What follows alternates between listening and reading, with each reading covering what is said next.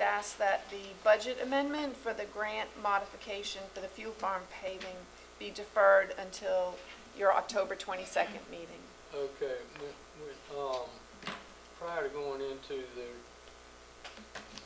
agenda then, Chair would entertain a motion that we make that amendment to our agenda tonight. So moved. Second. All in favor, aye? Aye. Thank you. All right, we'll move that to as you suggested. Now, with that being done, if you would please stand and join with me in the Pledge of Allegiance. Following that, Councilman Poole will offer an invocation. I pledge allegiance to the flag of the United States of America and to the republic for which it stands, one nation, under God, indivisible, with liberty and justice for all. Our Father, all wise and everlasting God, we thank you for another privilege to come together as a board of this great town. We thank you for the honor that we can help people in this town do what we should to improve the life of this town. We thank you for the opportunity to gather together and be in one mind and one heart to do our best. We ask, Lord, that you will keep on helping us, guide us, and let us do which is right. We ask these blessings in the name of Jesus. Amen. Amen. Amen. Thank you, sir.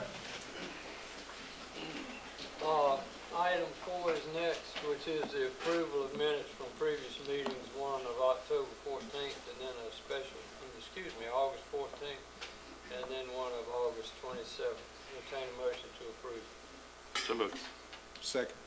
Okay, motion and a second to approve those two sets of minutes. Any additions, corrections? Hearing none, all in favor, aye? Aye. Any opposed, no. All right, thank you very much. We have two public hearings scheduled for tonight, one of which, our first one, will be preceded by an information PowerPoint program that Anne Marie is going to share with you. It's pretty self-explanatory. This is the program that was presented to us by the Department of Transportation for the great state of North Carolina. And in it you'll see the options that have been proposed.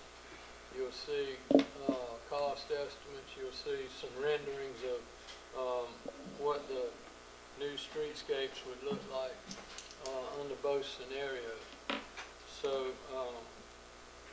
you are invited to speak after the presentation, and in so doing we ask that you take the podium, state your name and address, and we will hear what you have to say. We limit these comments to 3 minutes for a variety of reasons, one of which is to allow everyone who wants to speak to have the opportunity. And also we strive to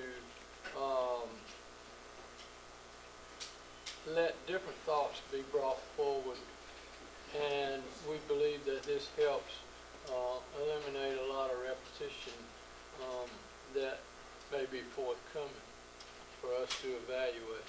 So with that bit of housekeeping behind us, Anne-Marie, if you would make our introduction. I will be happy to, Mayor. And I did want to welcome and introduce Angela Byram. She's with the Division 1 Highway Engineers. Thanks, Angela. I'm sorry. Gretchen Byram. Yes, my friend Gretchen Byram with the Division Engineers. And then my other friend, Angela Welsh, is here from the Albemarle Commission, the regional RPO, our regional planning, rural planning organization. And the plan that the council is seeking input on tonight stemmed or came from a project that was part of the RPO. It was developed before Angela came to work with the RPO, but it was the Albemarle Regional Bike Plan. And that was done, I believe, in 2011 and 2012, and quite a bit of public input was taken around the region, and the project ultimately was included in the regional bike plan. And several weeks ago,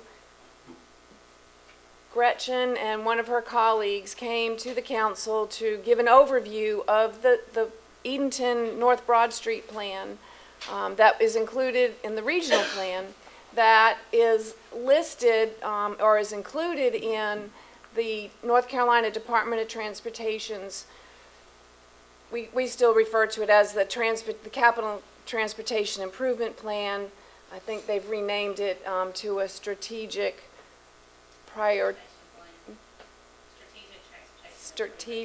Transportation Improvement Plan.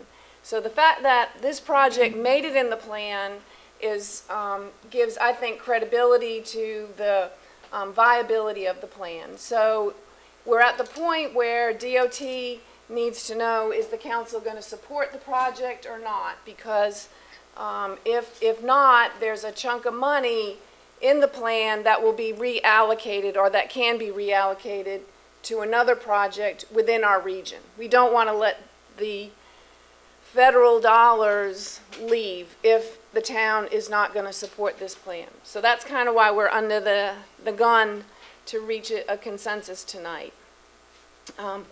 This plan calls for the road diet to go from a 4-lane to a 2-lane road, excuse me, with a center turn lane and then 2 bike lanes. So here's a rendering showing bike lanes on each side of the 2 lanes, and then you can see this is a schematic of what it would look like on North Broad Street from Virginia Road to Paradise Road. And this is existing conditions of North Broad Street from Church Street near the post office to Virginia Road. So you have 4 lanes, and then the idea is to shrink.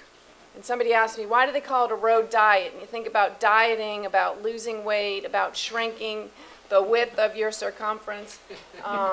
So that's what a road diet does. And the benefits, the engineering, the studies that have been done over the years show that road diets have a positive impact on slowing traffic down or calming traffic.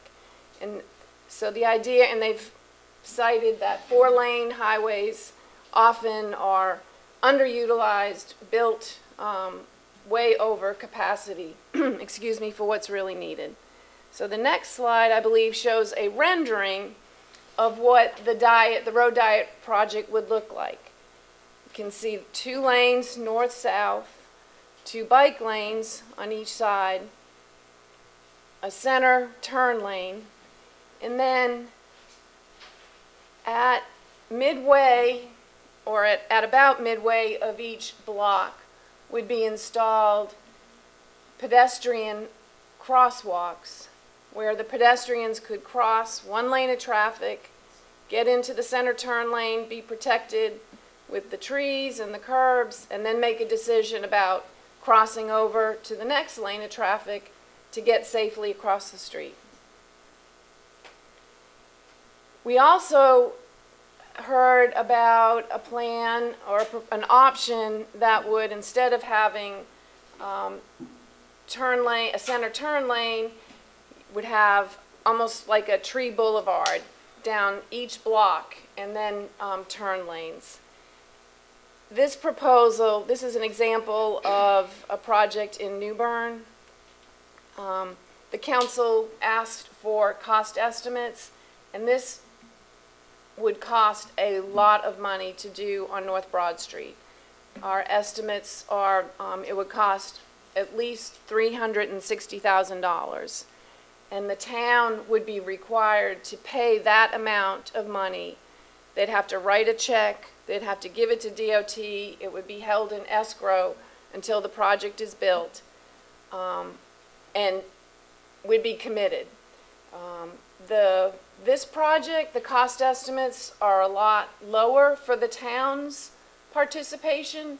The U.S. highway dollars would pay for the resurfacing, the restriping, but the town would be responsible for the landscaping, and there would be 2 trees, shrubs on each crosswalk at each block. And the cost estimate for that, to do one on each block from Church Street to Virginia Road, was about $12,000. So our share is considerably less for this option. The town is also going to be required to pay a share of the engineering fees that will be required. This project has not been vetted through a traffic impact or traffic assessment analysis. And that would be the first thing that a consultant who would be hired by DOT would do, would be make sure that the proposed road diet would not have any adverse impacts on traffic, the high school, the fire department, NC 32 turns, that sort of thing. And the town council would be responsible to pay 20% of those engineering fees. And it's estimated the engineering fees will cost $150,000, so the town would have to pay $30,000. Again, if the council agrees to go with that option, we'd have to write a check for $30,000 plus the $12,800 or so that's estimated to cost for the tree plantings at each crosswalk.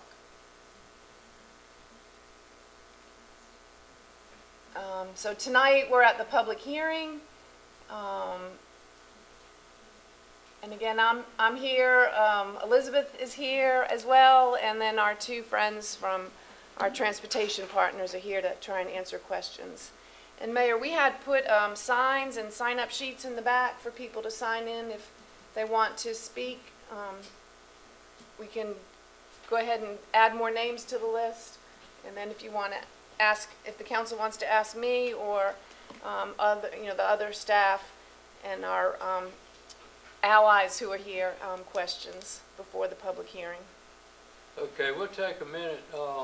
If you would retrieve that list, and if anybody who has not signed up to speak after hearing the subject matter that we're going to be addressing here in a few minutes, and would like to, you can go ahead and add your name to the list at this time, and we'll call you up. So we're not blind people in the back.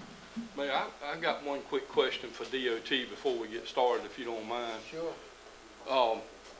Gretchen, tell me why we're paying for,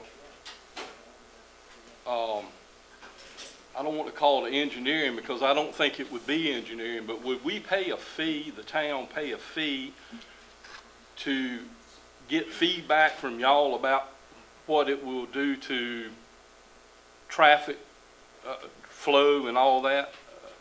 I'm kind of confused here, I guess. Well, it's the design, it's incorporated into the design fees of the project. So with the project being submitted, and it's a bike and pedestrian project, so it received TAP funding, which is federal funds. Right. And that requirement requires the town to participate at 20%. So instead of 20% of the entire cost of the project, we have a resurfacing project that's going on, so those costs are separate from the 20% max. So you would not, the town would not have to pay the costs associated with resurfacing because we were going to do that anyway. It would Right. be only the 20% max for the design fees. And that's an estimate, so it's not actual cost. But we had to have something to give y'all, to work from. So it could be more. Doubtful, but it's a possibility. I got a quick question. You said you were going to do the engineering design fees that have a traffic study. Suppose the traffic study comes back and you can't, it's not a good thing, or impedes traffic. I mean, it seems like that ought to be before even I agree. we do this. I mean, that seems to be the piece that I would think that we need to know even before we voted to do anything. Well, it was identified as a project, so we can't just spend money associated with not doing anything with the road. The preliminary stuff has to be done with the project funds. So, we have to know what the improvements are gonna be, impacts, and we don't know what those improvements are until the engineers look at it and design it. And we want to do some scenarios to show, like simulation as well, to show everybody how it functions, and that's costly.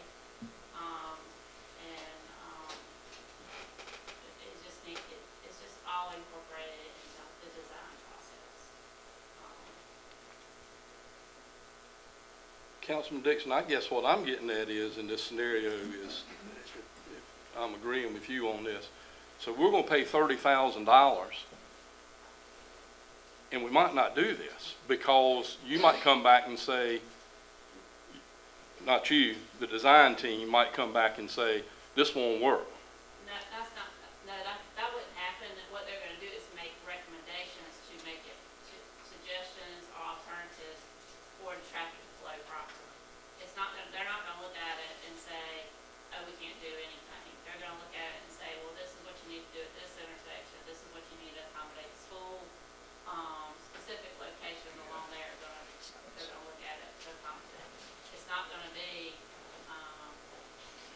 pay for it and then we can't do anything. We might have to minimize the different locations, certain locations. We might not be able to do exactly what, like if the town wanted to do some plannings at a certain location, we may not be able to do that due to site distance issues. So, because Anne Marie was saying that, every other block, or I can't remember exactly what she said, but that's yet to be determined on where landscaping, what exactly will be from to and from whatever point in there. That's all yet to be determined. It's all conceptual at this point, and we don't know. We can't move forward until the engineering, traffic study done, design. All that has to be done when we do a project. We don't always do those beforehand. Can you give me an estimate, since we've talked about crosswalks, how wide would the crosswalks be? And then if we're putting 2 trees in them, then how wide is the crosswalk past the trees? I guess. Crosswalks 10 foot wide, 20 foot? Crosswalk 15 maybe. 15 foot? Does that incorporate the trees in it? See, I don't know how it could. It may have to be a little bit wider. I don't know until we look at the details. Okay. My concern is, how are you going to work this plan, especially at the corner of Broad and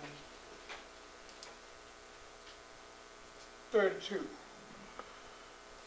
without widening the road, or changing the size there?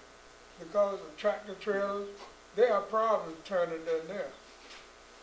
So you're talking about at the intersection. Yeah, the intersection at 32 and Broad Street there. Now, I've seen several times, including me, when they come up, you have to back up so they can make the turn. We can't do any improvements to widen the intersection there. We tried to do that several years ago, and historical impacts, we are not allowed to increase those footprints. That existing road. Again, all these issues will be looked at. Going back to the original question from Councilman Dixon, when did we write the $30,000 check? I'm still not clear. When we initiate an agreement between DOT and the town. And did you mention that prior to that, the traffic analysis would be made? That will be included in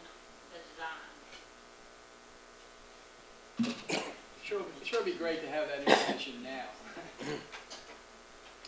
Well, I mean, we don't have, this project was submitted through, the RPO to be scored, and it met the exact score to be included in the plan. Now it's in the plan, we just need direction on what to do, because we're not 100% paying for this, and it's grant money associated with it. The town has a major part in this, and we just need direction on how we need to proceed from here. Yeah, I don't think that's a question, with us or among us at all. It's just about, or at least from my feeble, mental capacity, is the $30,000. In other words, it would not have made it onto this list of considerations for the Department of Transportation were it not within reason that $30,000 would, after spent, including the traffic count, would enable the process to move forward. The likelihood of the traffic count saying this, neither one of these options are going to work is what? Low? But Zero? it can Yeah. work, we just need to. I mean, it would have to be, say- otherwise, I think these questions are very valid. Why should we be spending $30,000 on something? It may not, but I think if we can be reassured that the predetermination, as you just stated, of the scoring is such that it will go forward. Traffic count wouldn't stop. No. It's Yes, just ma'am. Did you want to add? If I can add, this isn't the only project that you're having concerns about. We've had a couple other projects the same way. The way the scoring works and the way the STI, Strategic Transportation Investment, works is there's no money up front to do all this that Gretch is talking about. So once the project is programmed with the State Transportation Improvement Program, that's when all your design and stuff works. And I completely understand, because you're sitting here saying, well, what's it going to look like? We can't approve something that we don't know what it's going to look like. But the DOT is going to come in and say, this is what we're going to do, and whether you like it or not. Once that design comes out, then there's the public, you work with the public, they come back to you, there's all those, it's not, here it is, you paid for it, this is what you get.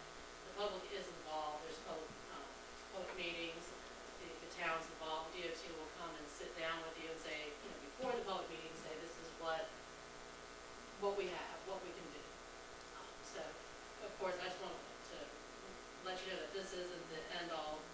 If you decide tonight to move forward with it, and you're not stuck with what the DOT decides. There are those opportunities for the public to get involved too. This is just the very beginning of the process.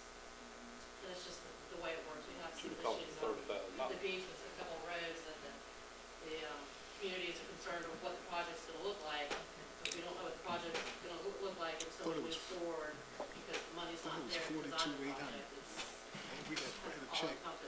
Construction, $42,800. Thank you both. Okay.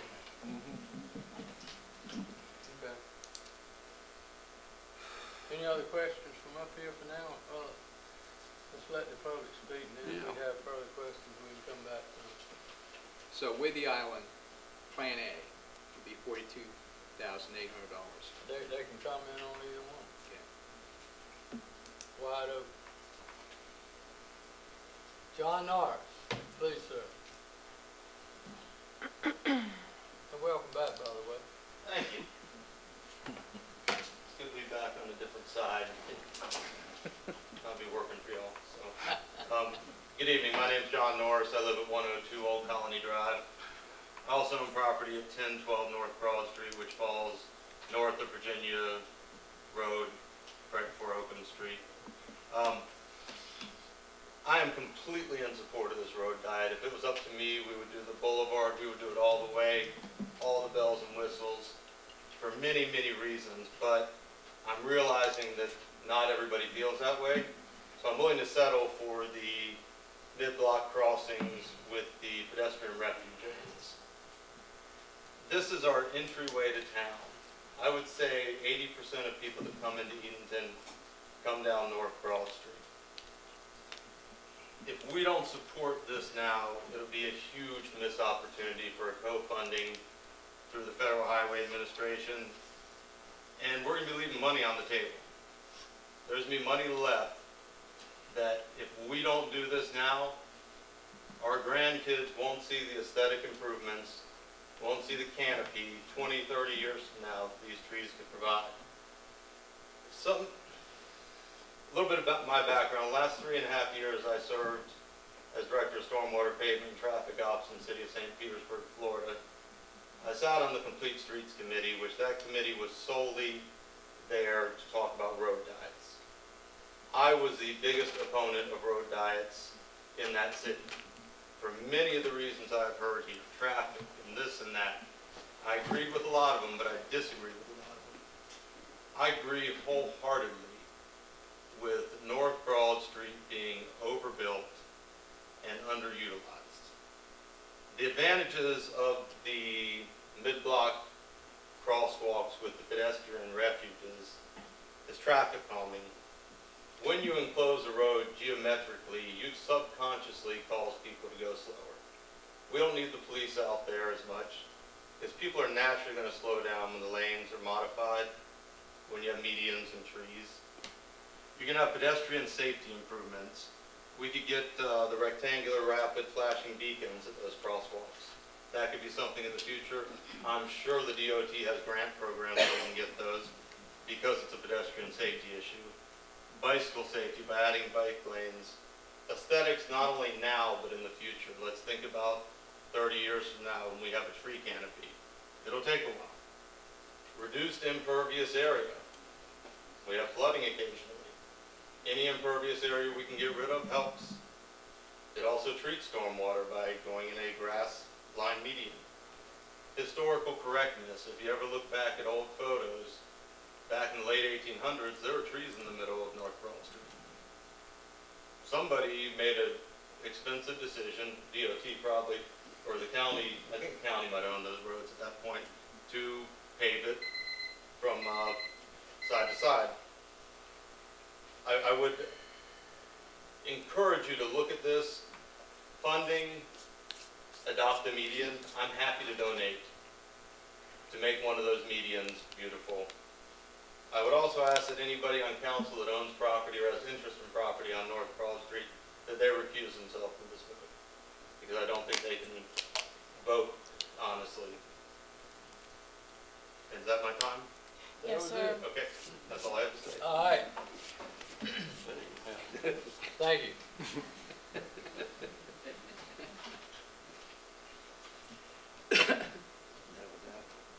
Fauna O'Neill?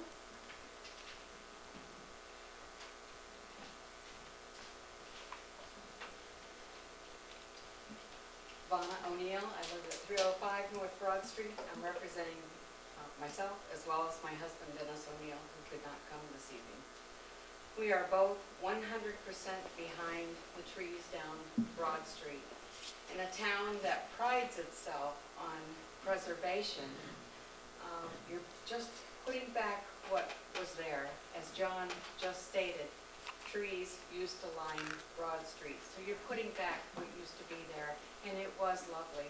I did speak with a lady that remembers trees down Broad Street, and she said that canopy coming over Broad Street was absolutely the most beautiful thing coming into Broad Street. She remembers the time when people strolled down Broad Street, when cars were not going fast down Broad Street, when bikes went down Broad Street, when people strolled slowly down the sidewalks and everything.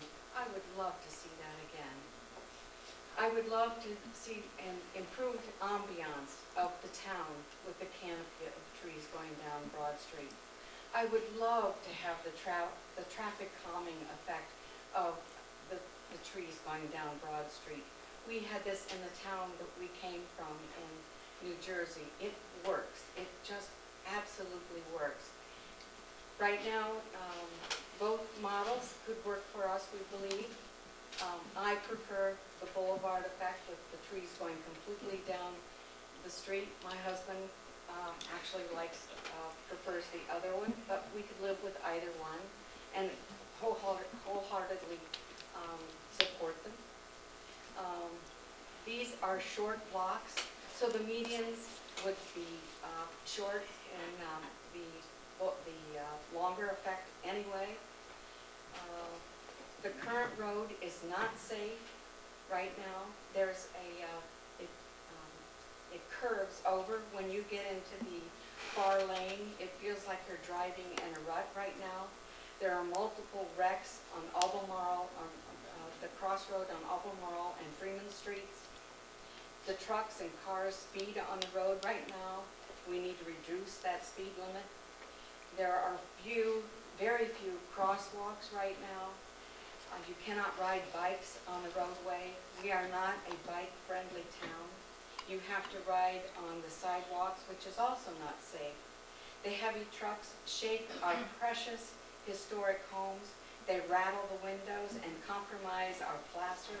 How long can we continue to maintain and preserve that which makes Edenton so special without help like this?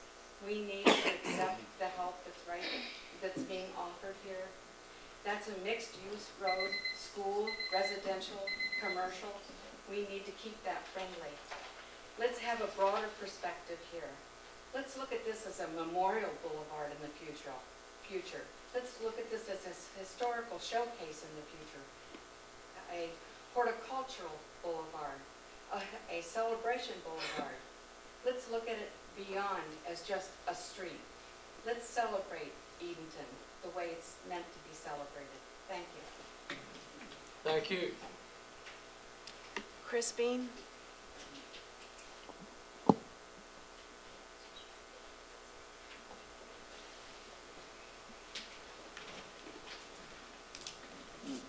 I'm Chris Dean. I live at 104 West King Street. I remember 2 or 3 years ago when the town of Edenton hired Harris Bone's firm to come to Edenton, do a study, and make some recommendations. And in one of those meetings, it was said that the future of Edenton, the economic future of Edenton, rests with tourism. It rests with encouraging people to retire here. And thinking of why do they come as tourists or to retire. A lot of people are interested in history. A lot of people love the water. I was working at the Barker House today. Visitors coming in, they're talking about, oh, what a wonderful way of life this is. And it is. And it's beautiful. Those are all reasons to encourage people to come here, invest in this town, and contribute to all of the businesses that exist in this town.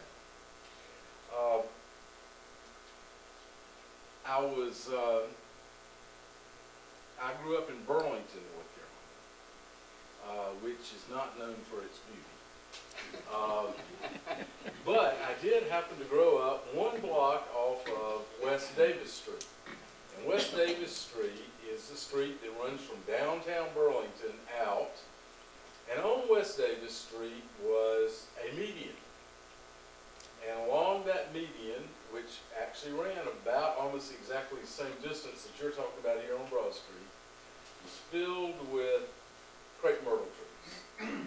And it was beautiful, and it is beautiful today. In fact, it's more beautiful today just because of what John was saying, the growth there. We rode our bicycles on that street. The girls roller skated there. The cars moved slowly there. It was a wonderful thing for the way of life as well as the aesthetics.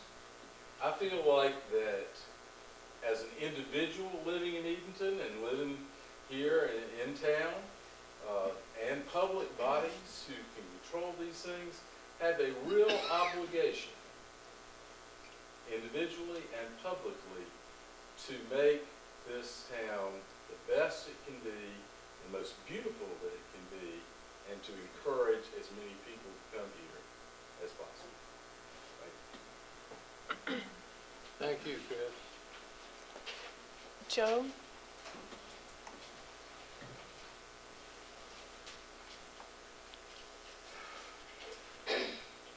Joe Liotto, 116 West Gale Street, and I'm going to be maybe the only person who's going to advocate not doing these bike lanes right now.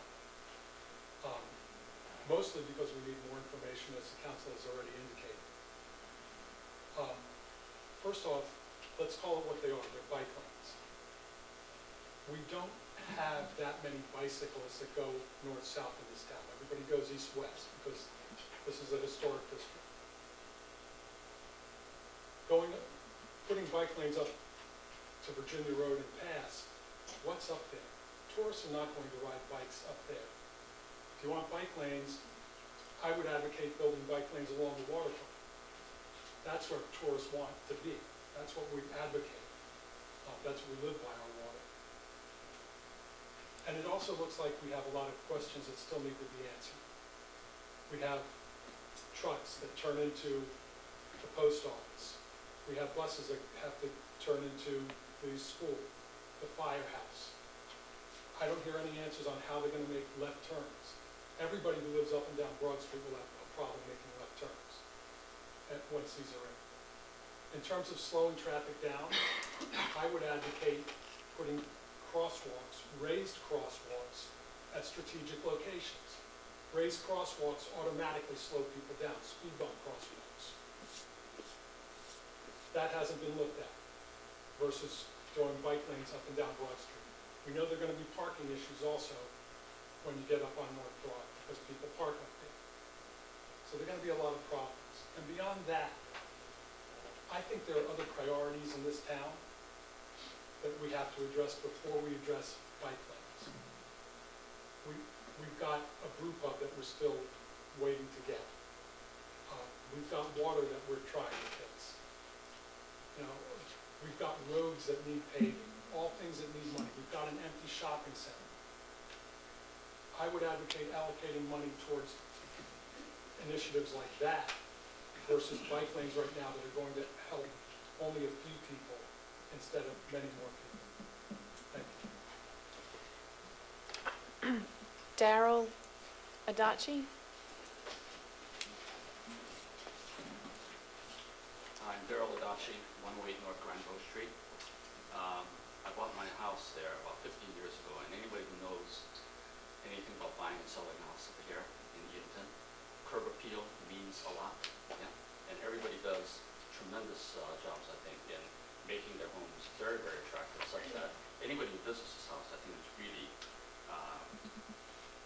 surprised at how beautiful these homes are kept. I think the street, this whole idea about beautifying the street from Virginia Road on down, makes a lot of sense. It is a curb appeal type of situation for the town, because as someone already mentioned, this is the first thing that most people see when they come into town. This is your entrance to Edenton. And if you make your entrance, you know, as nice as you can be, I think it just helps the town as a whole. So I am all for, you know, beautifying that street, however you want to do it. I prefer, frankly, the boulevard style. I mean, I looked at that picture, Anne Marie, of that little island you put, you know, it looks sort of sad, actually. Yeah, it looks sort of lonely, sitting there in the middle of that block. Aesthetically, there's something pleasing about it. And I just sort of wonder, knowing the way people drive in the town, who's going to be the first one to hit it, you know? But the fact of the matter is, I do recognize there is a very, very big difference between the prices, you know, and I do realize you have to take that into consideration. If money wasn't an issue, I definitely go with the boulevard scheme. You know? I also wonder about if we couldn't extend it down to Queen Street, because Queen Street to me has always been the marker between downtown and Upper Broad Street. Yeah? And I guess there are reasons that it stops at Church Street, but to me it just makes more sense to extend it a little bit further. I will agree with Joe on one thing, and that is the whole bike lane situation. You know, I go up and down Broad Street every day, several times a day, and I can't remember the last time I saw anybody riding a bicycle on that street. I don't know who does, you know. Maybe some people do, and people who live on Broad Street probably see it, but I don't. And maybe I'm just not there at the right time of day. But you have to ask yourself, and again, if the street was wide enough that it could accommodate medians and, you know, driving lanes and, you know, bike lanes, I think that would be fine. But putting bike lanes in, don't you restrict yourself even more as to what you can possibly do, you know, on Broad Street coming down. That would be the only concern I have about bike lanes. That and the fact that, you know, who's going to use them? I don't know. I see bikes around here, but rarely do I see anyone going up and down Broad Street on a bike. So I would question that as well. Other than that, I think it's a great, I'm fully in support of it. I think anything that beautifies this town and brings people into Edenton and have them leaving, you know, recommending to everyone else is a good idea. Thank you, Alicia? sir.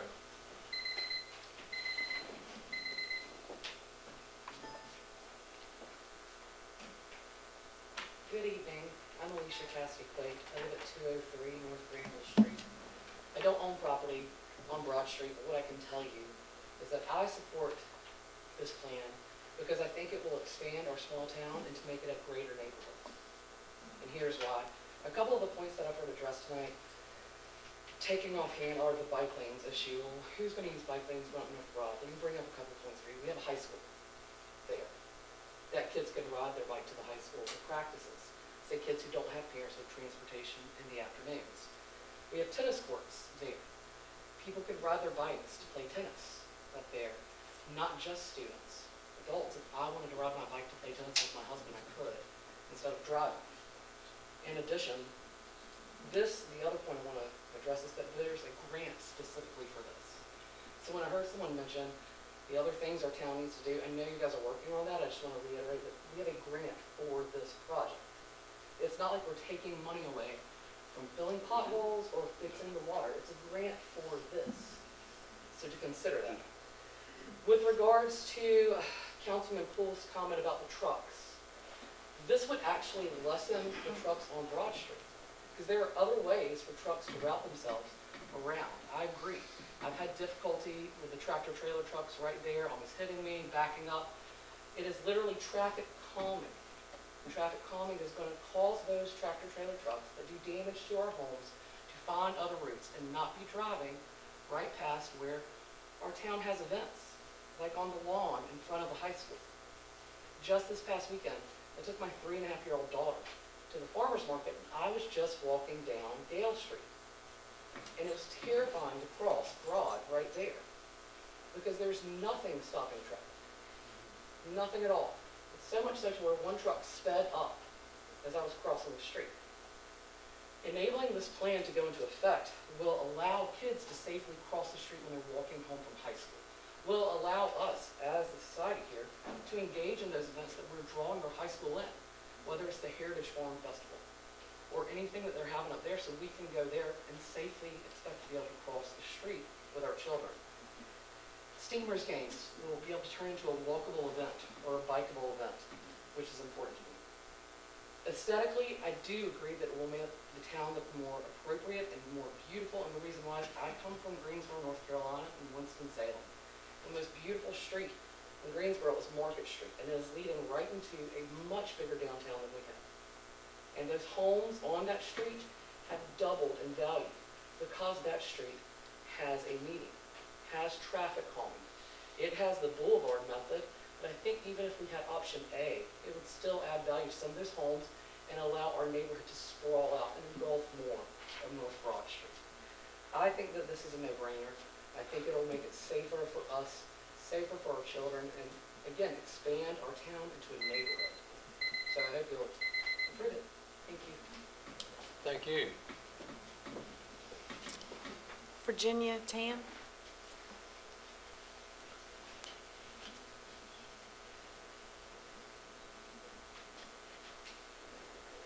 Thank you. I'm Virginia Tan, 402 East Queen Street. I didn't come prepared to talk, but I've been hearing everyone else's comments, and you may recognize me as one of the people who does use the sidewalks for riding up and down North Broad frequently, and I agree totally with having retired people attracted to bike lanes. I think it would be great. My concern is that this is not taken far enough. My biggest problem in getting around town, I can use the sidewalks on North Broad, but downtown I can't. And that is the most dangerous spot, coming into the downtown at Queen to cross even with the light at Queen to go over to the East Queen Street side. But going through town, we're not allowed to use the sidewalks, and rightly so. It's very dangerous. People they're not aware that bikes are gonna be behind them. If I'm riding on the correct side of the street, they really can't see me. If I'm riding on the wrong side of the street, it's, irritating for the traffic coming up that way. So I'd like to see it extended to the downtown area in some fashion if that's possible. I come from New York where we have bike lanes from the Bronx to Coney Island and all over the place, under the Verrazano Bridge. It's beautiful. It's wonderful to be able to utilize that. And it's great exercise for people our age. Thank you very much. Thank you. Paul Cameron?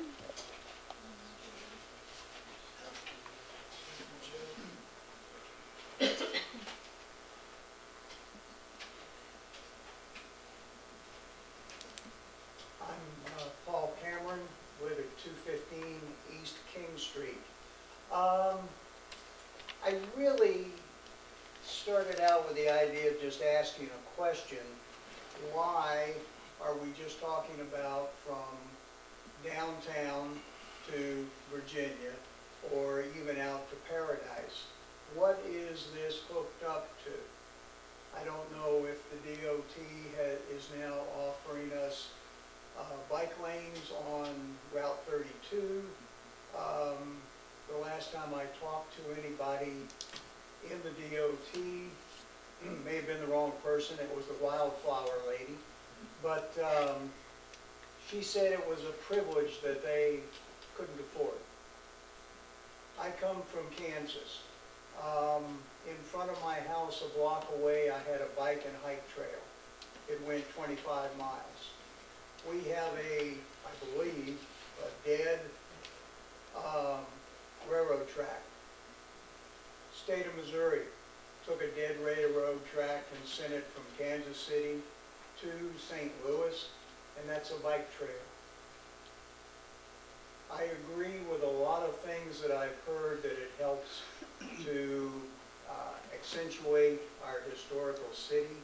I think it also helps to draw families, because bicycles and younger people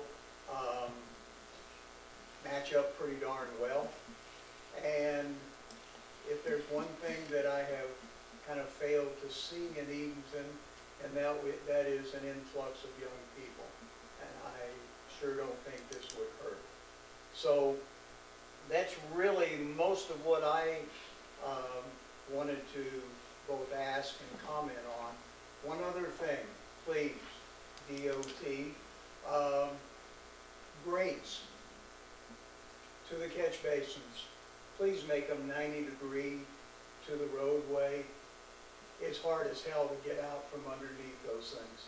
So anyway, thank you, and that's really all I had to comment on. Thank you, sir. Mrs. Grother?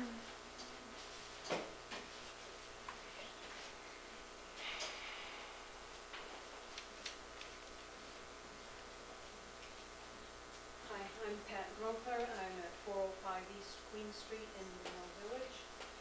I think this is a wonderful idea, but we have a $3.5 million police station to pay for. We need a water system that has been troubled with the trihalomethane things for the last 12 years. We really need to, if we're worried about how the town looks as you come in, I think our bigger concern is also coming in from exit 230. We have an empty car lots. We have, it's not beautified at all from there down. There's trailer parks, there's other things. It's not inviting to the town until you get into town. I think that the money can be spent wiser other places. I think that perhaps bringing tourists down onto Water Street, or maybe making the railroad tracks into a much longer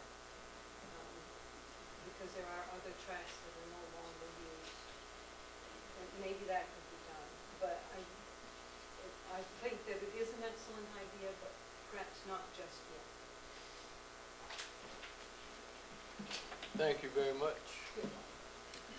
John Moorhead?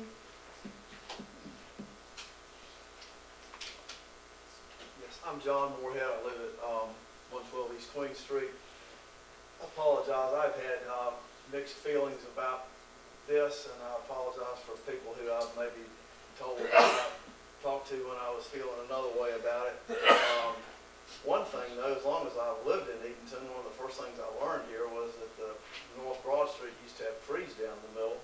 Like Chris Bean said, I too grew up one block away from Glenwood Avenue in Raleigh with islands down the middle of the street, and we always thought they were beautiful. I confess that I have enjoyed having the 4-lane North Broad Street too, as the one place where I could get around slow traffic, but I've decided I'm willing to sacrifice that for what I think is the good of the town. I agree with the, I forgot who it was, who's talking about Plan A. I think Plan A really does look pitiful. It looks like something you'd see in places like Everett's or Stokes or Robertsonville or something where they were trying to do something and just missed the boat. And as to bicycles, you know, every couple of years we have hundreds or maybe a thousand bicycles come here in the spring and camp out on the front lawn of the high school and all over town, and we would certainly have more bicycles if we had bike lanes. What disappointed me growing up in Raleigh on Glenwood Avenue was when the DOT started coming in and slicing off the ends of the islands to put in left turn lanes. That really made them that really marred them. I hope we can put roundabouts at some of these intersections like we have in Goldsboro and like we have on Hillsborough Street in Raleigh. I understand this is a one-time opportunity, and I certainly think we should do it. I'm absolutely against Plan A, but if we can do Plan B and get a grant for Plan B, I think that would be a wonderful thing to do. Towns and cities used to build things beautifully, and then the DOT, and I'm not talking about the current people in DOT, but I'm talking about the traditional way of thinking of DOT was to make everything the most efficient for traffic. And I think now the country is finally starting to see that that's really not that's not the only consideration, and that we need to do things to make the towns beautiful again as they once were. And I think that a canopy, not just an occasional tree once a block, but a canopy all the way along, would absolutely be a very memorable thing for a visitor to Edenton to see. Thank you. Thank you, John. We have completed our list of signees who wanted to speak on this subject. Is there anyone else who would like to speak before we shut it down? Yes, sir. My name's Charlie Westbrook. I live at 506 Robin Lane. I'm neither for nor against, but I do want you to think about one thing. I drove fire trucks up and down Broad Street for 40 years. On many occasions, answering calls, I've had to slow down or completely stop to get around, maneuver around traffic. 1, 2, 3 minute delay. Doesn't sound like a whole lot, but it could mean life and death. I'm not talking for the fire department at this time, because I'm retired, and I'm not supposed to be in a big hurry to go anywhere. So whether it's 1 lane or 2 lanes or 4 lanes, it doesn't really matter to me, because I got all the time, well, as much time as the Lord will give me. But do please think about these guys when they're responding at 32 South or at 17 Business. They've got to come down this stretch of road, and if you reduce the traffic lanes that they've got to work with, you're reducing their time to get there. May not mean a whole lot to some people, but that person out in Cape Cod whose house is burning up, it means something to them. That's all I have. Just keep that in mind, and I pray for them. Thank you, sir. Last call. Yes, sir. I'm sorry, I have a quick question. This 300 or this monies that are going to be dedicated to this project here, it's not a matter of we're taking money out of another fund to apply for it, right? This is money that's available. It would be unless we get a grant. Huh? It would be unless we can get a grant. The town's share would have to be appropriated. Right. You know, for Plan A, I mean, Plan B, if we did the tree line boulevard, that 336,000, that would come from the town's So we general taking out fund. something else to have the boulevard with the trees. Yes. Minus any outside funding opportunities, which would be something that we could look at, but there's no assurance.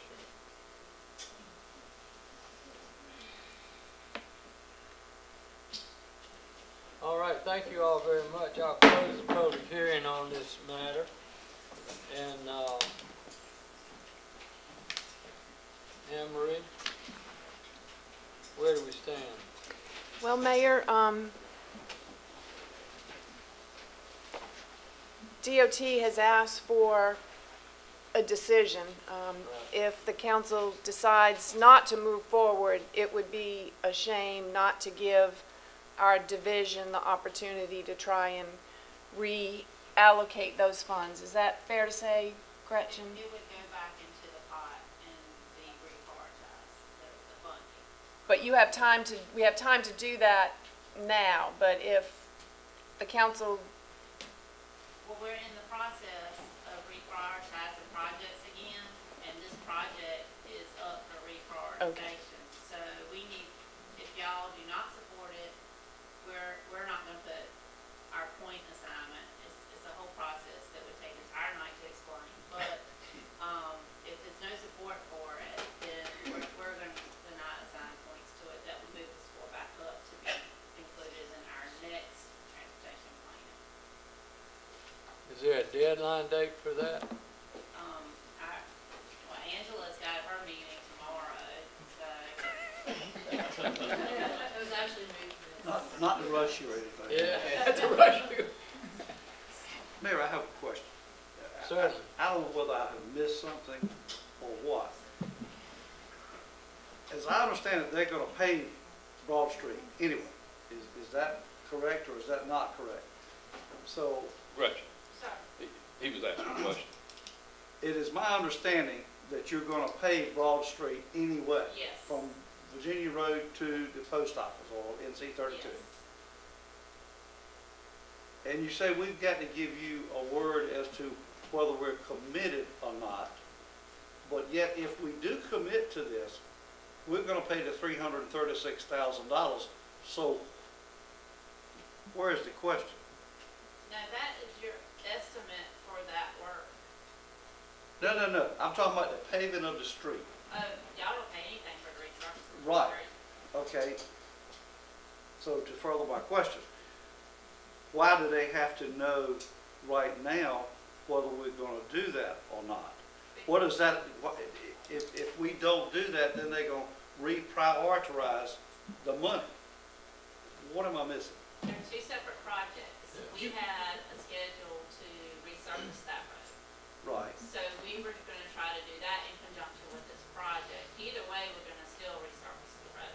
Okay. Whether this project moves forward or not. But in order to begin the design work to determine where these locations, where y'all would like to see, locations of the island and that sort of thing, how it impacts the, high school and the intersection, we need to know now if we need to move forward with that engineering Well, process. the reprioritizing, I'm having trouble with that word, but the reprioritizing is what I'm having a problem with.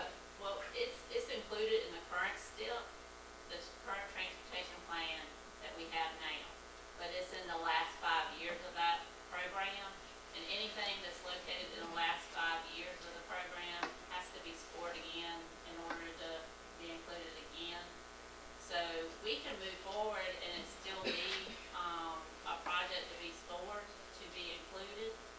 But we were tasked with, our Secretary of Transportation tasked us to design, go ahead and design everything in the 10-year program.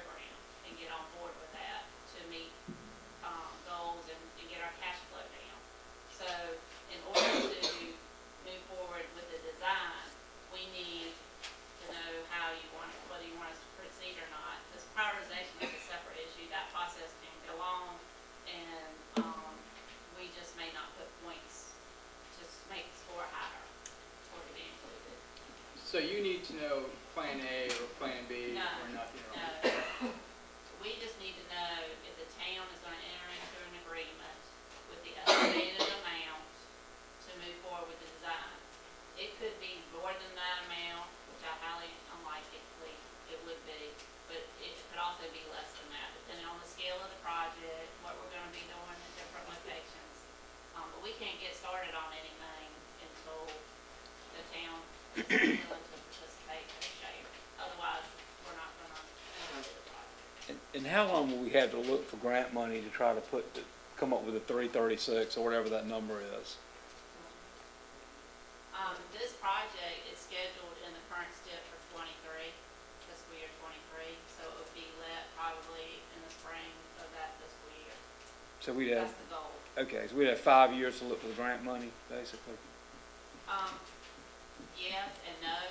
In order to enter into agreement, We got to pay that money you up have front. to write a check that would be deposited, and if we didn't use all that money, it would be returned back to the So that money would have to be paid up front? up front.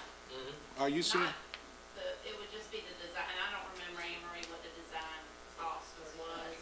That would be the amount that would have to be. Not the 336? No. Okay. The des- 42? The design fees were estimated to be a total of $150,000, so our share would be $30,000. And that would be all the town will be responsible for at this point to enter into the agreement. Okay. And then that would give, I mean, have y'all worked with other communities, like, did you do Goldsboro and Rocky Mount? They've all done these. Huh? Just with our division, we do reimbursable agreements all the time with different municipalities for if sidewalk projects, for example.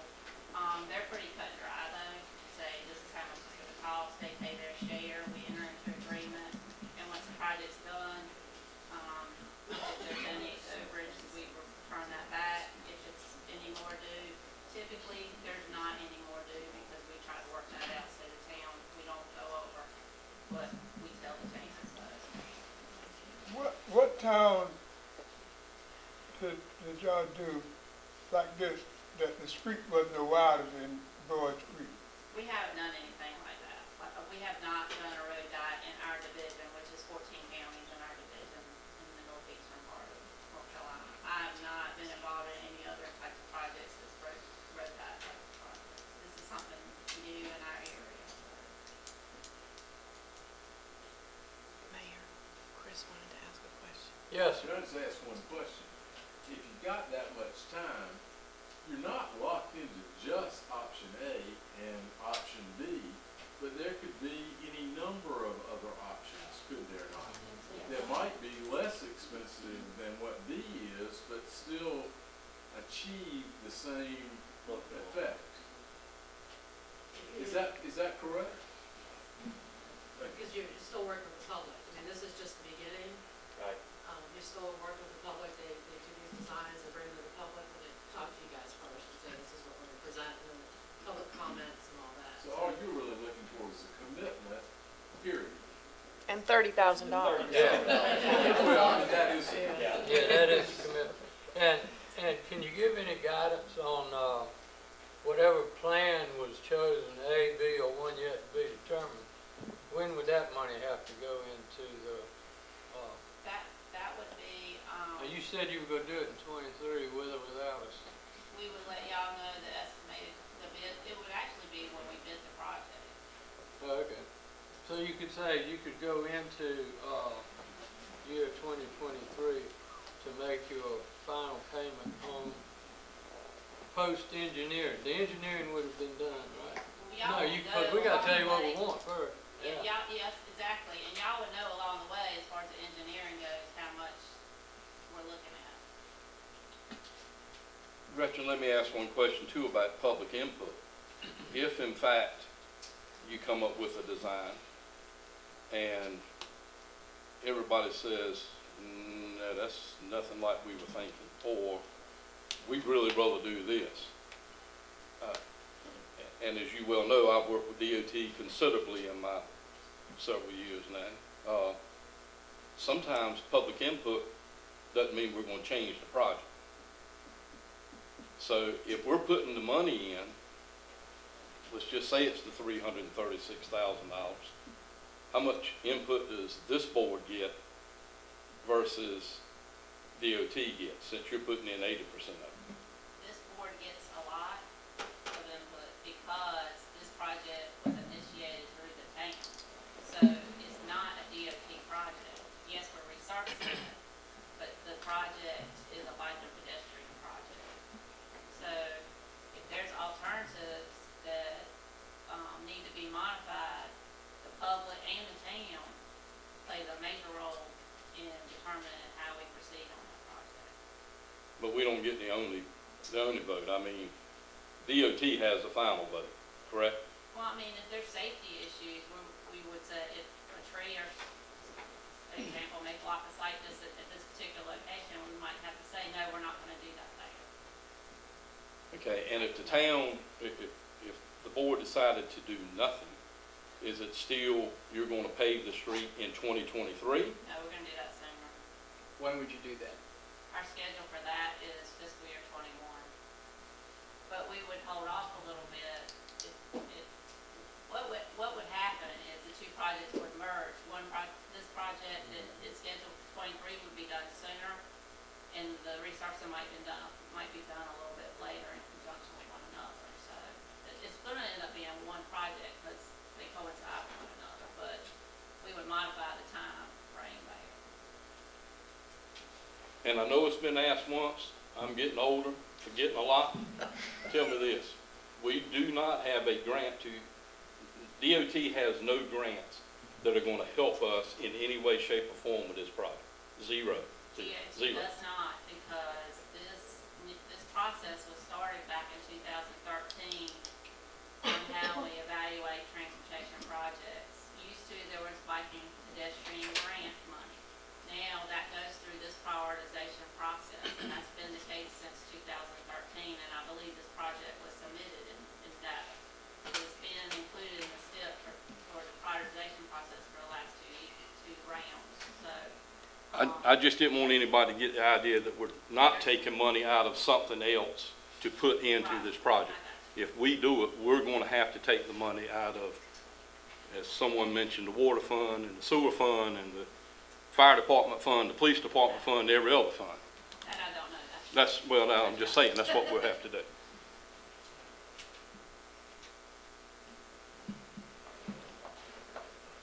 Okay, so it comes down, fellow council members, to do you want to spend $30,000 to follow through with this project? That'll be the maximum investment at this point, as I understand. Correct. To further evaluate the two options or consider a third or a fourth. But if failing to do that, you're going to take us off your planning, right, schedule, and we'd have to work our way back on. And this is roughly a 5-year process, is it not? We evaluate projects every 2 years. Every 2 years, I'm sorry. Okay. So I want to make sure, I mean, I serve on the RPO board, so I hear this constantly. Gretchen and I are in meetings a lot. Just because we don't do it tonight, or just because we didn't do it 2 years ago or 2 years prior to that, means that it can and will come back to us in 2 years. It's not a 10-year process. It is a 2-year process that it can come back up for the point system. Correct, but it doesn't necessarily mean it will be included in the main plan. correct. Right. Somebody could outscore you, Right, to correct, use your words earlier. exactly. But if it scored 100 points prior to tonight, it would probably score 100 points again, based on what I've seen in the past. Okay. Yeah, I mean, they're probably not going to change it substantially enough that it would not. Can I ask a question? Sure. Are we going to forget all about the other sections of town that need sidewalks, paving, ditches closed? I was watching two 18-wheelers come down the street I live on. Kids was riding bikes. Kids had to go in the ditch to get out the way of 18-wheelers. It's not only unsafe on Broad Street, but it's unsafe all over the town. And you know, everybody's paying town taxes and stuff. When are these people, or when am I? I'm one of those people. When are we going to get some consideration about improving our communities? That's the question that's being asked to me, and that's the question I'm going to ask to you. Mayor, I've also been asked the same questions. You know, we have other priorities. Like Councilman Bond said, road resurfacing, bulkheading, what have you, quite a bit.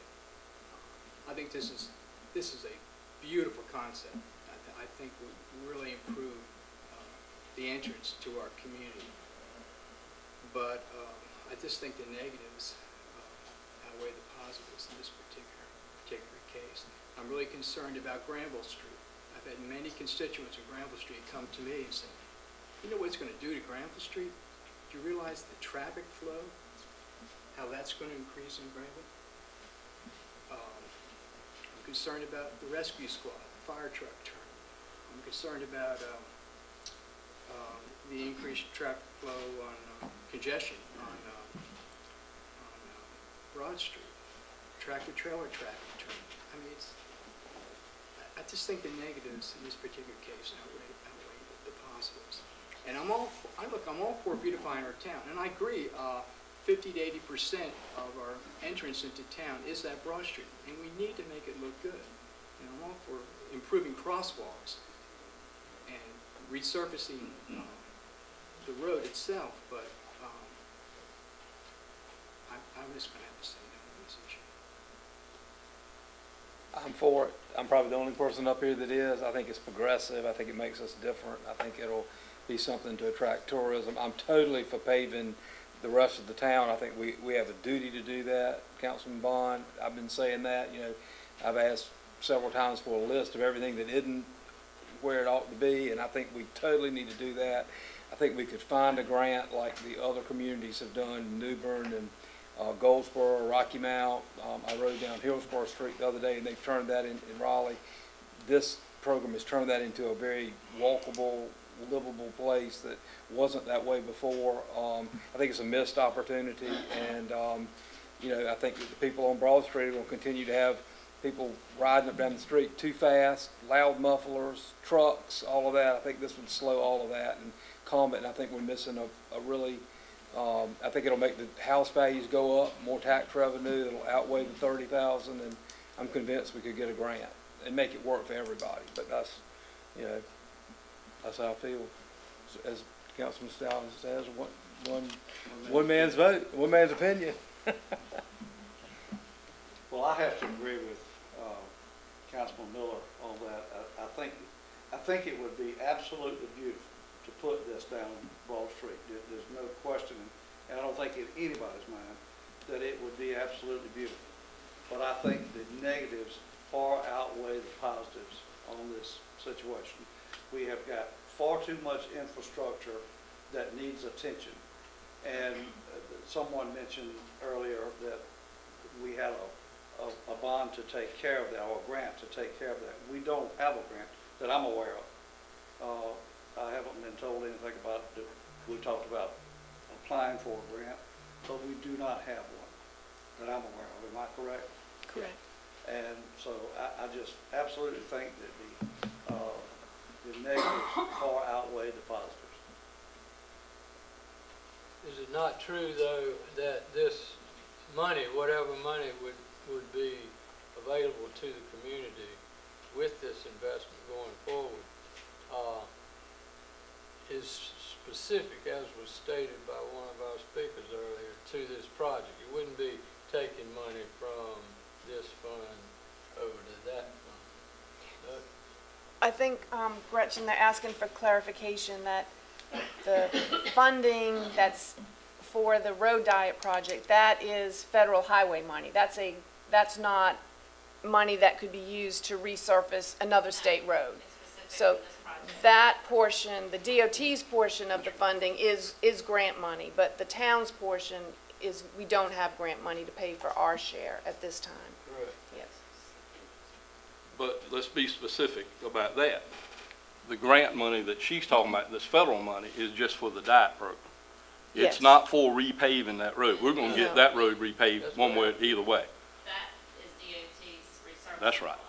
That's gonna resurface the road. If that was not included in this project, it would cost a whole lot more Yep. to the town. So, we're back to $30,000. That seems to me to be the investment you would have to make or not make to move this project forward. Otherwise, it goes back into the scoring pool for an evaluation at a future date. Is it too late for me to say one thing? What's that? You don't think we can raise $42,000 in 3 or 4 years? We raised $600,000 for the movie theater. Surely the town and different people will step forward and say, hey, I'll do one of the crosswalks. Here's $1,600. I mean, I think you can raise the money. I mean, if you're worried about the $30,000, I mean, that isn't going to do much in town anyway. Let's be honest with you. $30,000 doesn't go very far. Surely, $42,000, you got 4 years to raise it. I mean, golly days. I mean, just, I'm astounded you can't raise $42,000. That would be for the crosswalks and the engineering fees. It's only $42,000. It's not $420,000. But from what I heard from most people in here tonight, Larry, and correct me if I'm wrong, what I heard was they thought that the Plan A looked pitiful. It might, but it's a start. But you can't go back and redo Plan B after you've done Plan A. Am I correct You there? don't need that for a couple years. You don't need A or B for a couple years.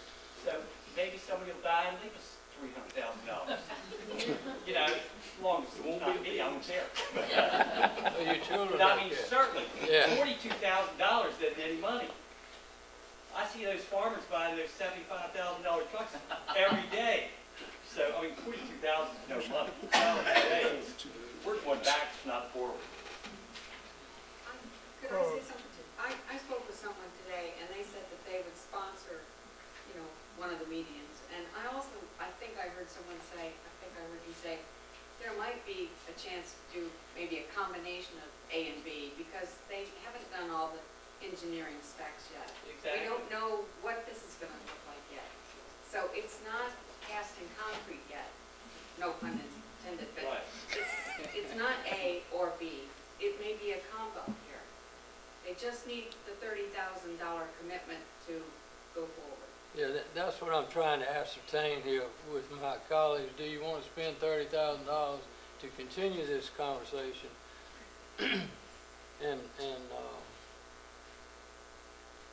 I mean, I don't think we need any further clarification on what's what. I don't. Can I make a comment since everybody else did too? I don't know about everybody else, but this will be the last one. That's it. First off, I appreciate what they're saying, but now you're relying on the generosity of other people. That you can't bank on. And beyond that, $30,000, while it might not fund a complete project, it goes towards funding something. I don't know about other people in this room, but I gotta live on a budget. And every little bit goes towards, you put $30,000 towards this, and now you get another $15,000, and you put that on top of the 30, and you got 45, and then you get another 30,000. And all of a sudden, you've got a complete project. Joe, we raised $600,000 in 10 days for the movie theater. Because you relied on other people. Those same people, Personal dollars. those same people are still there. They're still there, Joe. None of them moved away after they gave 10,000. They're still here. And when does that well dry up? It takes a good while. They're all from the north. Okay, we're done. We need to make a decision up here. So, as your chair, I'm in a position to entertain a motion, which I perceive that it is needed, whatever direction we take, so we'll know what that direction is. Well, I'll make the motion, but I don't think it's gonna go anywhere. Have at it. All right, I'll make the motion to take, spend the $30,000 and then look to Larry to raise it. All right, we have a motion on the table. Is there a second?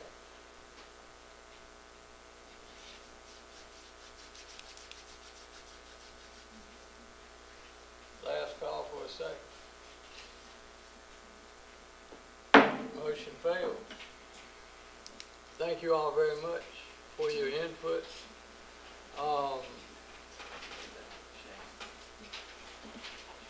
It goes back in the hopper.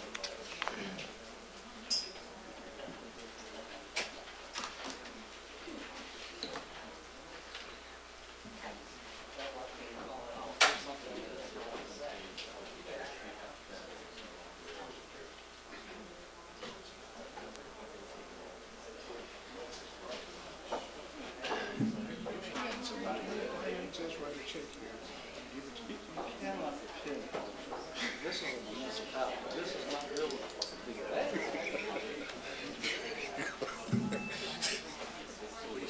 Good exercise in government. What? I said it's a good exercise in government. He didn't hear you. I think you got you. I think you heard you. You know what gets me is, and they never, until I brought it up, they never one time will tell you that you got 2 years to actually go look for grants, and then you can get right back in the STIP. And that makes me hot, that they had every opportunity in the world to tell you, oh, if it doesn't go this time, there's never been one that was in the STIP that fell out that didn't go back in. The bypass around Hosky has been in the STIP for 35 years. All right, let's get back to business, please. We have a second public hearing case tonight, and that's a text amendment to our UDO to update Article 16. How about that? I can read Roman numerals. Flood hazard areas, drainage, stormwater management, Part 1, flood hazard article, so forth. Emery would, or Elizabeth, who's going to address this update? That would be you, right? Yes, sir. Thank you. Good evening, Mayor and Council. Thank y'all for listening again to me talk about the flood ordinance. I briefed you last month on the amendment that is before you. And tonight we have Kent Pierce, who is our floodplain administrator, in the audience. And Kent actually administers the ordinance, and so specific questions, he probably will be the best one to address those, and specific questions about the ordinance and its changes. But I will just let you know that the language that was included in your packet is the same as you saw last month. We haven't changed it. The planning board gave a unanimous recommendation to you all that you approve it. This is being spurred by new flood maps that were released by the Federal Emergency Management Agency, FEMA. And along with those new flood maps, which you will adopt along with this ordinance, and they've been approved by the state and federal government, they require that localities adopt a local flood ordinance. And this is done for many reasons, public safety primarily, but it also it relates to insurance premiums. I'm trying to be very brief, so if y'all have any questions, I'm happy to answer them. We went over the ordinance a little bit more in detail last month, but we can certainly go back through it if you'd like. And if you have any specific questions, again, Kent's here and is great with those. Thank you, ma'am. Council members, you have any questions of staff on this proposed change? Okay, hearing none there, we'll, got something? Oh, no, I mean, I was surprised because I sat through their planning, and Yeah. there was a lot of discussion and a lot of questions asked to Kent. All right, the floor is now open then. Thank you, Elizabeth. For anyone who would like to speak on the matter of the UDO update as has been proposed by our staff under the guidance and direction of FEMA and other people. So if anyone is here that would like to do that, please step to the podium and state your name. Okay, seeing no one, we'll close the public hearing relative to case TA 1803. And the chair would entertain a motion to approve. So moved. Second. Motion and a second to approve the amendment as has been presented. Any further questions or comments? All in favor, aye? Aye. Any opposed, no? Okay. We'll add. Thank y'all very much. I know you did a lot of work behind the scenes that didn't manifest itself right here in the last minute and a half. But anyway, thanks again. We're now up to speed, right? Okay. And we can expect reduced rates in our flood insurance premium. Elizabeth, you said that comes in effect December 1 or January? December 21st. 21st, okay. I'll wait and buy flood insurance after that.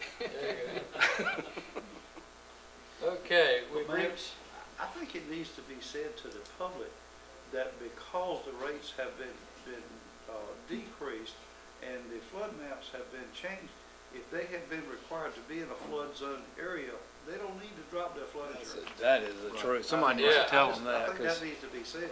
yeah.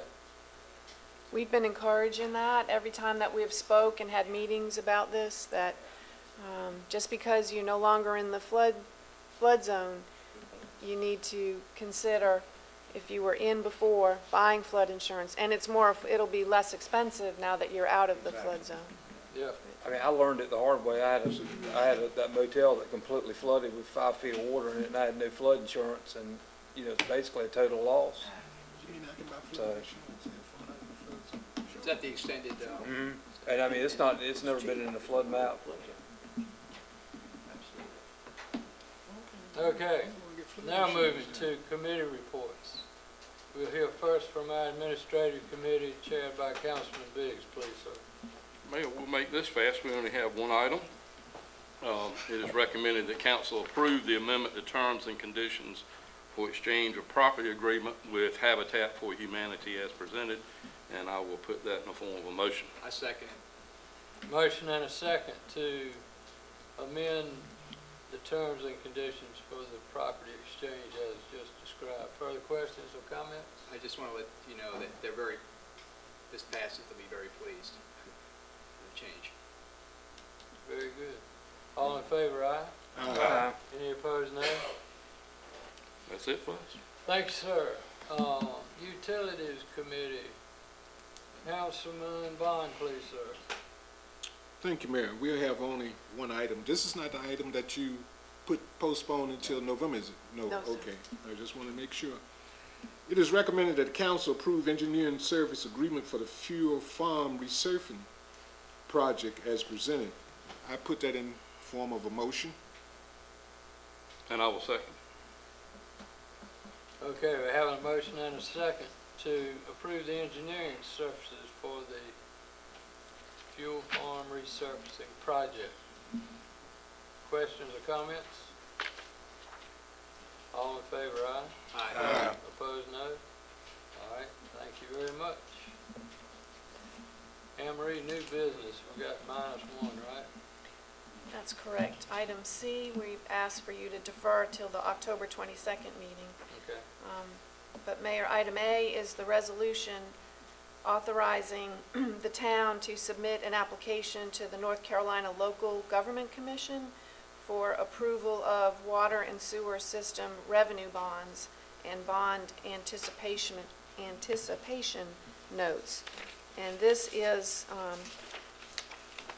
an important part of the many milestones that we've been following to get to the point where we can construct the upgrades and renovations to the 2 water treatment plants. Your bond counsel, McGuire Wood out of Raleigh, has prepared this resolution, and the resolution makes specific findings. It states that the bonds and the notes are necessary and expedient to finance the cost of the project, that the project is feasible, and that has been determined by the approval of the engineering study that was reviewed and approved not only by North Carolina, the state of North Carolina, but also by the USDA engineers as well. that the amount of the debt to be incurred in connection with this project and the fees to be paid are, that in connection therewith are sufficient but not excessive for the purpose of constructing and installing the improvements, that a rate increase will be required in order to pay the debt service on the notes and the bonds, that the town has not defaulted on any debt obligation, and that the town follows the debt management guidelines of the North Carolina Local Government Commission. The amount of the proceeds is up to $2,641,000. You've been awarded $1,115,000 grant. And this and the resolution also finds that the town manager and other officials will be authorized to submit the application to the LGC, to the North Carolina Local Government Commission. Mayor, we ask that you adopt the resolution. We're working on our application. We have just about all of the information that's required, and we hope to be submitting actually maybe by the end of the week, because tomorrow is the bid opening for the project, and we are really excited. We've got our fingers and toes crossed. We had 6 contractors to attend our pre-bid conference, which is really terrific to have that much interest. So tomorrow at 2 o'clock in this room, hopefully we'll have at least 3 bids. We have to have 3 bids to open. If we don't have 3 bids, then we have to re-advertise the project. And you can open the second time, but 3 bids is to prevent any type of collusion. So, Mayor asks that the council consider approving the resolution. Okay, you've heard the report from Anne Marie relative to this process and the need for the resolution to be able to move forward, so I'll entertain a motion. I make a motion we approve the resolution. Second. Thank you. But, any further questions or comments? I just got one question, Mayor, under, and I'm sure Anne Marie can answer this pretty quick. Under number 6, it says that, and I won't read the whole thing, but at an interest rate and price determined through such process and approved by the LGC and the town manager. Should that be town manager or should that be town council, since we're the ones that's got to approve this?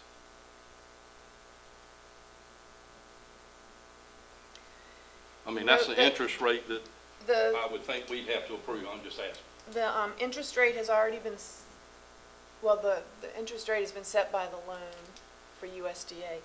Steve, I'll have to ask bond counsel. They prepared this resolution. I'm not sure if that is what they meant or if it is what they meant, but I'll get clarification for you on that.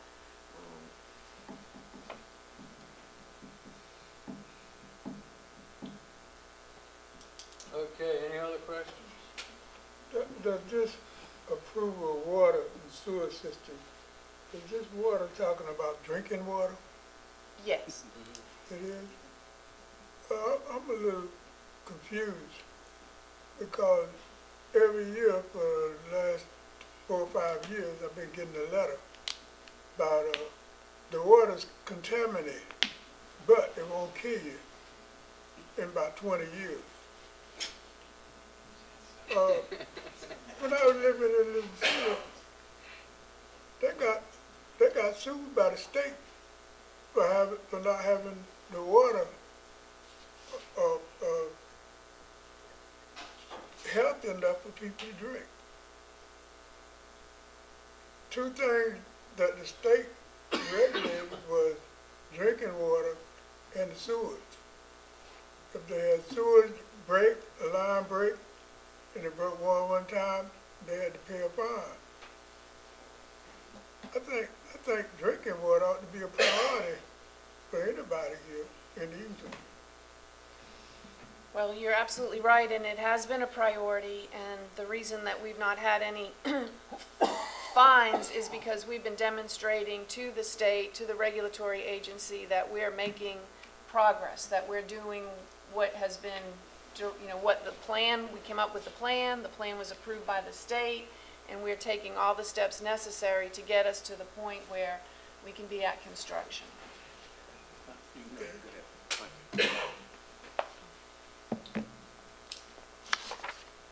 Okay, any other questions or comments? All in favor of the motion say aye. Aye. Any opposed, no? Okay. Let me ask one question. You mentioned in reading the cover a minute ago, about raising the rates. We have an established incremental rate increase program in effect now, right? Yes. Has it run its course? We are in, I believe we're in either the 7th or 8th year out of our 10-year plan. Okay, so is it possible that that systematic or pre-programmed rate increase will satisfy this? It very may well. We were looking at those numbers recently, and you know, based on the interest rate that USDA has offered, we would have a payment, an annual debt payment of approximately $96,000, and the rate increases that you all have been passing generate anywhere from $100, I think, to about $120,000. So. Good. All right. Next item, please, ma'am. Approval of aviation grant. Yes, we were so pleased to receive this late Friday afternoon that the Division of Aviation approved the request to modify an existing grant that we have for the repaving of the fuel farm system at the airport. And the grant modification will require a 10% match, but we have identified funding to pay for that. That will come from the revenue that you received recently when you surplused the old fuel farm system. So Virginia and I will work on preparing the budget amendment and present that to you at your October 22nd meeting. But we're in great shape now to get that project moving forward, Mayor. Okay. So, all right. And the action needed would be to approve the grant modification. yes. So moved. Second. Motion and a second to that effect. Further questions? All in favor, aye? Aye. Opposed, no? All right, C has been eliminated from tonight's new business. Items considered timely and important, council members. Anybody have anything you'd like to share with your colleagues? Just one thing, Mayor. Yes. Just an update on the status of the conditional use permit application for the Taco Bell restaurant. Anything going on there? Elizabeth can respond. Sure. I'm getting a lot of Questions? questions on that, yeah. We had our technical review committee meeting last Thursday, where staff was present and reviewed the site plan and made comments on the site plan. The developer, and there were very minimal comments on the site plan, so no major adjustments were requested from our staff members. The developer is in the process of getting a traffic impact assessment done, and will probably be scheduled for mid-November. We're going to move the planning board date rather than November 5th because the traffic won't be done in time, so it'll probably be mid-November. And then they would come to you all most likely in December unless there's something that comes up at the planning board that needs further discussion and study. It is not a combination restaurant planned. That's been the most frequent question I've gotten. Just Taco Bell, not Taco Bell KFC. So happy to answer anything else. Thank you. No more curb cuts, right? Just one, the one that's there. Yeah. So they would probably widen it some. Okay. So you can get in and out. Right, but they are not going to have, or they're not proposing an additional curb cut, just the Okay. one entrance and exit on Virginia Road. Where would it be located at? Where the Southern Bank ATM is right now in front of the Food Lion Roses Shopping Center, that would be taken off the property, and that lot there would be the Taco Bell. That's right between Burger King and McDonald's, right? Yes. Okay. Fast food alley.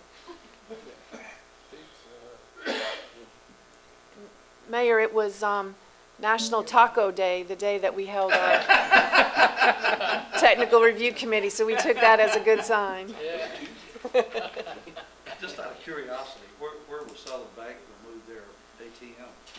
Do we know where Southern Bank's going to move? They haven't said, so I'm not sure if they're gonna ask for another off-site location or if it's not drawing as many visitors as they thought and their downtown location Pretty is sure enough. Just curious. We'll find out. All right, anybody else for timely and report? Mayor, I know Councilman D's gonna laugh at me over this because I brought it up so many times. Last week, Elizabeth City and Williamston were 26 cents a gallon less than we are on gasoline. I know there's not a thing in the world that we can do about it, but I would like to have an explanation and a reason why. You know, I keep getting told that, you know, they're only making 4 or 5 cents a gallon. Well, if they're making 5 cents a gallon in Elizabeth City for $2.58, what are we making in Elizabeth City at $2.79 or $2.84, which is what it was last week? That's a high transportation cost. You got that right. Yes. And I would like very much for us to try to find out the answer to that. Well, Councilman Stowers, I can tell you this. Please. It's the same way in Windsor, but when you get to a hospital, the price drops. When And you get to Williamston, the price drops. And like it or not, it's all because of Murphy. Yeah. They're the ones that have come into towns and dropped the prices. I mean, they make people drop the prices. But they're still only making 4 or 5 cents a gallon. That's right, yeah. So, we won't get one here, but that's what's dropped the price. And you're right. They don't make them people up there mid-range drop their prices. They're $3 a gallon. Yeah. You're exactly right. Mayor, All the time. I have got a couple of things that can be pretty quick here. Emery, tell us how soon we're going to get a fire chief, please. We've been 1 year now without one, and I'm hearing a lot of the volunteers are very, very concerned that we don't have one. We just wrapped up replacing a vacant engineer position, and that person, we went through the recruitment and interview selection, and that person actually started on Monday. So my next priority in terms of personnel is fire chief. I have some good applications, and go ahead and schedule interviews. Do you feel like we can have someone on staff by November 15th? No. November 3rd? I mean, I'm just trying to find out. I mean, we've gone a year without it, and I'm wondering if we need one. Well, we definitely need one. Let me please review the applications, and then I'll give you all a report this weekend on what I think what the realistic time frame will be. And to fall right in that same thing, a utilities director. I mean, we've been months and months without that, and I know it's not somebody you can hire, but. Well, I think I reported to you that I need help with that, and we actually got the name of a consultant who does recruitment for municipalities and counties, and so I haven't reached out yet, but I will. Tammy and I talked about that on Monday, to get a proposal from a firm that will do some headhunting for us for that position. And I mean, we escaped a hurricane, and I know we got some good people working there, but we also need leadership in there. And I mean, I think that ought to be priority number one, is get these department heads in place over working on some grants and working on some other stuff. That's just, again, my 2 cents worth. And I've had a lot of questions that we approved selling the Northeast building back in March. We are 7 months in, and we hadn't closed and don't have a date on closing, and that's just not the way real estate transactions are done. So do you have any updates for us on when that might be closing? I expect, well, I was told today by Mr. Glover's attorney that they would be in touch with me shortly, that they have reviewed all of the documentation that I sent to them last week outlining the repairs that we made to the building that needed to be made to protect the integrity of the building. There were a number of additional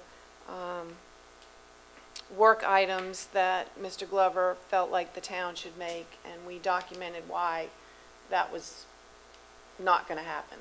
And so he's reviewing, you know, what we did, what he has to do, and his attorney, when he and I talked last week, he told me, he said, well, it's clearly time for John to decide if he's going to go forward with the project, with the sale.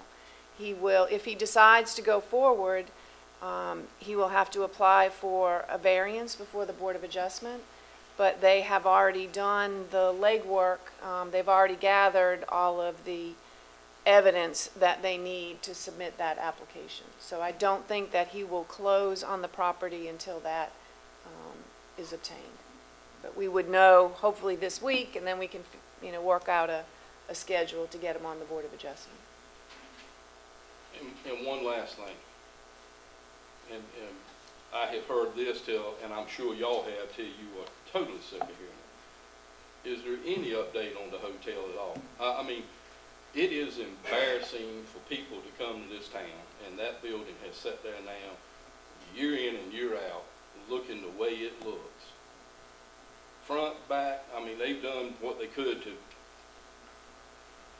close off the ugliness. But I'm afraid something's going to happen in that building. I mean, last time I walked on those floors 15 years ago, I was scared to death. I got that building as quick as I could. But is there anything that's an update on that? I can give you one. I've been in meetings and telephone contact with Saga. The latest of which, to me, was encouraging. Of course, we've been encouraged before. But in this case, they have found the finance package is the problem. Right. And they have found a person who can complete the cycle or circle or whatever you want to call it relative to obtaining new market tax credits plus state and federal tax credits, and also put that together with a major lending institution to complete the financials. That person that owns the new market tax credits has been to Edenton and has surveyed the property. He's on board with the Saga group to try to bring it to fruition as far as what the financial package will look like. And I was told that no later than, and this was 2 weeks ago maybe, yeah, that no later than 60 days out they would have a firm comment to make about it. I went to meet with them face to face in the office seeking a price. I said, you know, you've had your problems trying to put this package together. We understand that, but our citizens are running out of patience, and we as a governing body are beginning to feel a lot of displeasure expressed to us about what's going on with your building. My mission with you today is to get a selling price. He didn't give me one because he said his point man, Bob Hauser, who's been on this project for the whole time that they've owned the building, was going to make a presentation to the Saga partners about where the project was. And where the project is what he told them at that meeting that I just shared with you about the tax credit piece finally being identified. and that the person who owns the tax credit is willing to work with him, try to close this deal, so. And he's also reached out, in another direction with the Wyndham Hotel group. Wyndham has a division that is not their banner or flagship division, whereby you drive down the highways and byways and see a Wyndham Hotel property. But they do invest in boutique type hotels, which this one would be. And what they do is, if they partner with a boutique hotel project, their contribution to the package would be their reservation system, which should national and international in scope, which would expose the property to a lot more potential travelers. So my confidence level has been elevated a bit, quite honestly, from the conversations. And I guess I know it's all contingent on the property tax, not property tax, but tax credit package being put together. So they're in the throes of trying to do that right now. Well, and the reason I brought up all these questions tonight is I get asked constantly. Oh, yeah. So now I can tell people, watch TV. And get the answer from there. There you go. I don't have to call 30 people back tonight. Any other things timely and important? I would like to ask the question. I keep hearing people talk about the ice plant. Do the town have any connection with that now after they sold it? Hadn't been sold. I thought that was sold. You all approved the sale, and But it hasn't closed. it has not closed as of yet. The developer's been doing his due diligence, which is hopefully wrapping up this week. Oh, so one day soon we'll be clear, right? Hope so. Me too. Yeah. Anything else? Okay, thank you all very much. I'll open the floor again for public comment on any topic. We'd be happy to hear from you. Just as you did earlier, take the podium, state your name. We'd be interested in hearing what you have to say. Okay, seeing no one, or hearing from no one, we'll close the public comment portion of our agenda and move for adjournment. Second. All in favor, aye? Aye. All right, thank you all very much. Meeting adjourned.